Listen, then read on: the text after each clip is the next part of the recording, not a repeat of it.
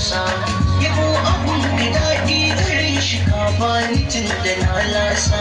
inda aka gani na yi nisa don ba kiran da zan amsa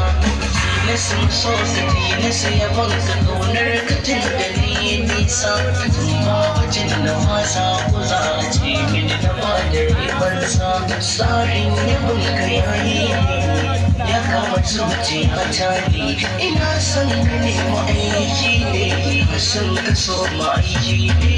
ni ban da damuwa inda zan yau yabon ma'aiki na kalle ka kaka tafi da ni to mai za yi damu ƙarfi na